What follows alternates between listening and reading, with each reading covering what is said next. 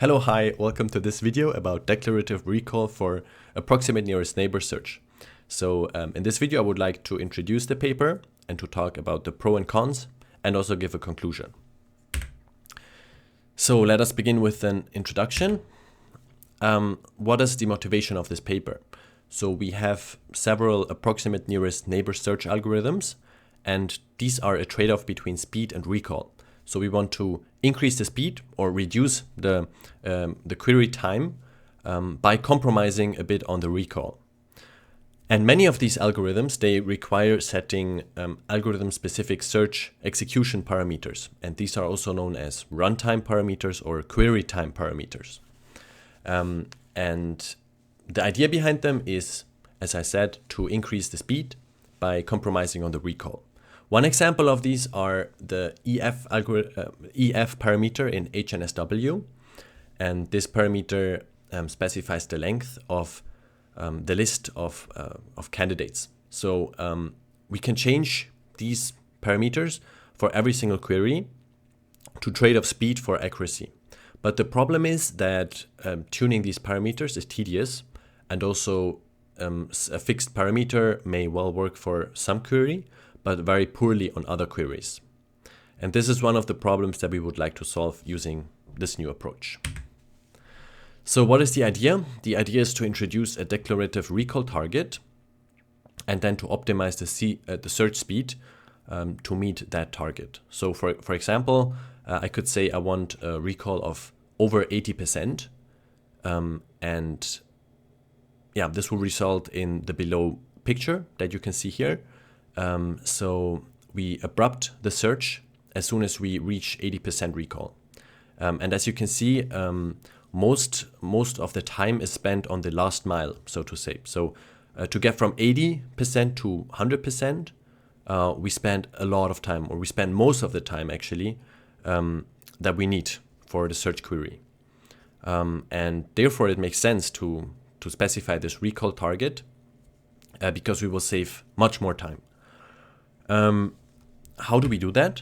So we adaptively terminate the search early as soon as we reach the target recall by introducing a recall predictor. So this recall predictor predicts the recall that we currently have if we were to terminate the current search. So therefore, for that, we monitor features of the ongoing search, for instance, the number of candidates visited or the distance to the nearest neighbors. And then we plug all these features into the predictor model, and then we get the current estimated recall back. And as soon as the predicted recall is greater than or equal to the target recall that we specified, we end the search. And this avoids over-searching, so this avoids wasting time, which is what we want. So let's do a quick recap about Approximate Nearest Neighbor Search algorithms. So there are tree-based approaches, which hierarchically structures the data into regions. Then we have hash-based methods, which split the vectors into hash buckets. We have quantization-based approaches, which compress vectors into shorter numeric codes. And then we have graph-based methods, for instance, HNSW, and these are relevant for the DARTH paper. Of course, we also have hybrid methods, which are a combination of these approaches. I specifically want to focus on the HNSW approach because this has been the focus of this paper. Yeah, for this I have this little video, which I skip for the sake of this YouTube video. I would like to talk about the implementation architecture. So as I said, we have a recall predictor, which is trained on the data during index creation time. I will explain this in more detail later.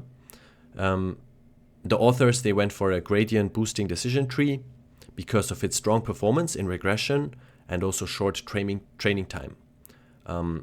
So of course we need to train this model, and we lose time by doing that, but the time is negligible compared to typical index creation times for HNSW.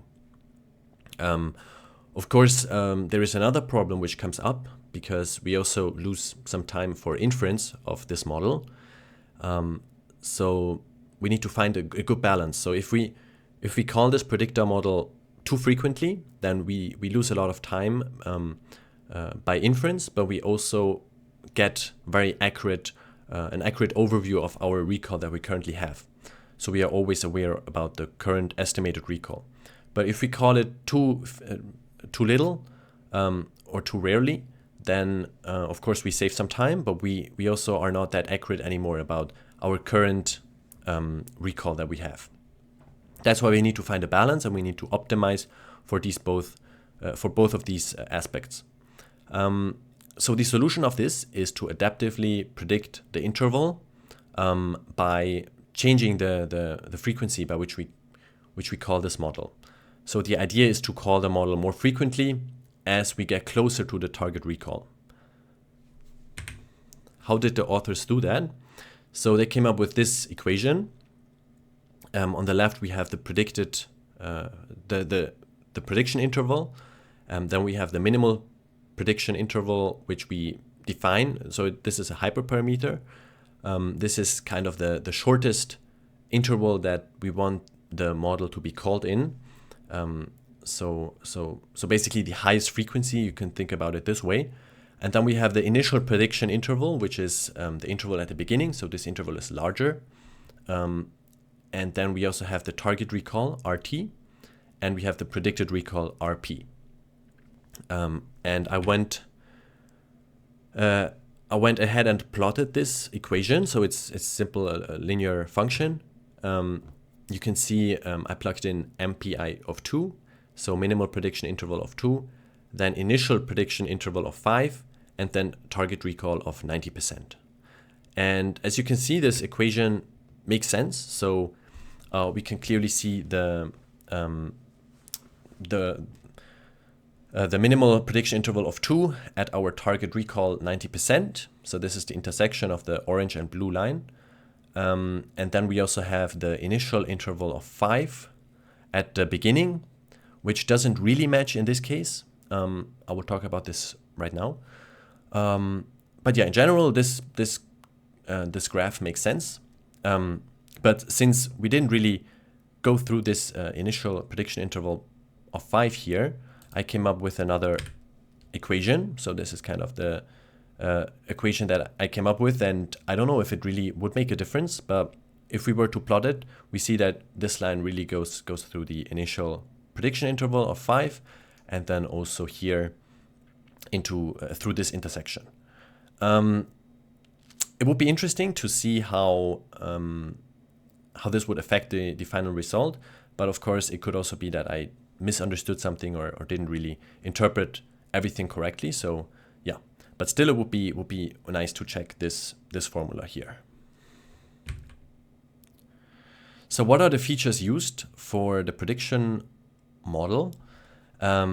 These are some features used for the HNSW approach. So we see the number of steps, for instance, the number of distance calculations, the number of updates in the nearest neighbor result set, and many more features. They are all considered for the prediction model. As I told you before, the authors went for a gradient boosting decision tree. They also tested other approaches, for instance, linear regression model, a decision tree, or a random forest. But turns out that these gradient boosting decision trees were the most efficient ones and the most suiting ones. How they work is that this is a decision tree which is iteratively trained on the error that they have. So they kind of add more and more decision trees in order to minimize the error. And I also would like to show you the pseudocode of the algorithm. So this is the HNSW pseudocode that already exists, but now it was extended with this little block here. We can zoom into it. It's pretty intuitive. So we have the so for every, or as soon as we reach the interval, we execute this block, and we prepare the input vector with the features in the table I showed you before, and then we plug these features into the prediction model to get the current predicted recall. Then if this predicted recall is larger than or equal to our target recall, we simply return the result set.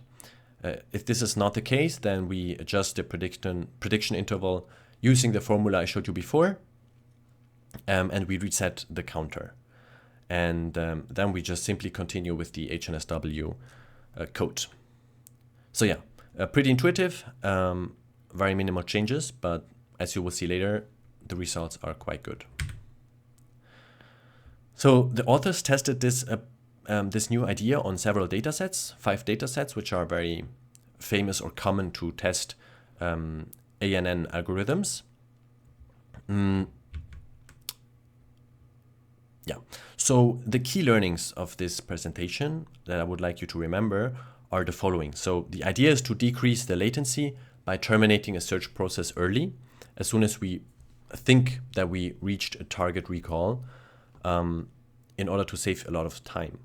And we have a prediction model for predicting the current recall that we think that we achieved, and we invoke this predictor model in an adaptive way. So we call it more frequently the longer the search continues.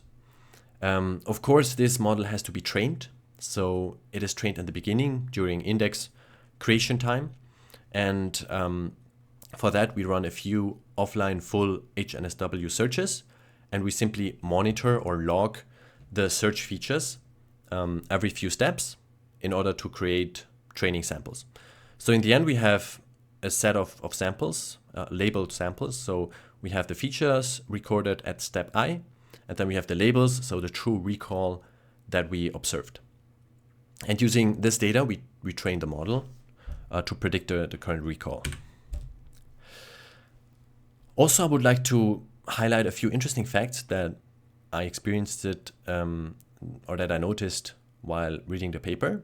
So feature analysis returned that the most important features were the number of steps, and also the distance to the closest nearest neighbor and the distance to the first nearest neighbor. Also, the predictor is called in the magnitude of around 10 times. So it's not like 1,000,000 times or 1,000 times, but around a dozen of times. And almost all of the labeled data that is collected in the beginning has recall of greater than 95%. It wasn't really clear to me why this is the case. So I think one of the answers would be that, as you can see here, the recall grows very rapidly and then asymptotically converges to 1. So there is a lot of time spent in this upper region here, so which would maybe explain why we see many training data concerned in this region. Also, probably it is not that big of a problem because we quickly grow in recall, so it is more important to be accurate at the higher recall ranges than, let's say, at 20% recall. And also we call the model more often once we reach a higher recall. So probably that's why it's more important to be more accurate in higher recall regions than in lower recall regions. So this is, you can see here as well, a little chart.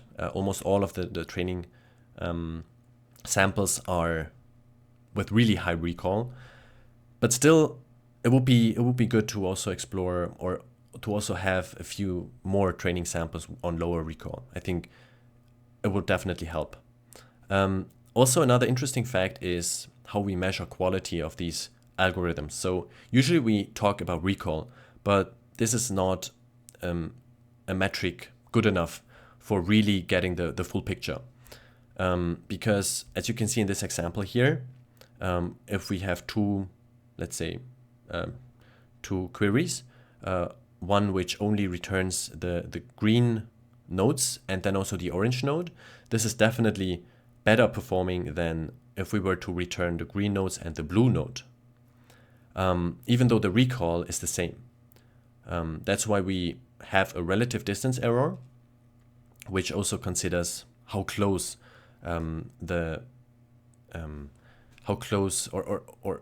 which quantifies the error, let's put it this way. This is the formula of the relative distance error, and it is quite intuitive. It's very clear, and it also gives a better picture, not just the recall, but really to have a metric describing how good the recall is, or how good the quality of the search is. So let's come to the results. DARTH achieves significant speedups of almost 15% faster than for HNSW and over 41% faster for IVF. Here I attached a few graphs with several data sets, as you can see. We see that the actual recall is almost very accurate to the target recall that we specified, especially for higher ranges. But we see again, if we have target recall 80% set, then sometimes we get the actual recall of over 85%. So this would definitely be an area of improvement as well. Then we have here how much faster the query is using DARTH. We also see quite big differences between the different data sets. Also for IVFs here, as you can see, like there is huge differences for the different data sets. So for GLOVE 100, we have a much faster speed up than for GIST1M. So this is also an area that we could investigate, why this approach performs much better on certain data sets and worse on others. But overall, the results are still impressive. So I looked more into detail for one data set, which is the SIFT 100M data set. It contains 100 million SIFT indicators. I don't know, those who have taken visual computing may be familiar with this concept. As you can see, these are kind of key features of an image, mostly on edges and on corners. And they have dimensionality of 128, which makes sense if we look at this little, this picture here. So we see eight vector lengths times 4 times 4. So these are 128 dimensions. And it is a data set which is very commonly used for evaluating these approaches. So yeah, they also attached a few charts here. So we see that using DARTH, we definitely get a much lower latency, 4 times lower here for a recall of 80%, 85%, 3 times lower for 90%, 50% lower for 95%, and also significantly lower for 99%. Yeah, thank you for your attention, and see you next time.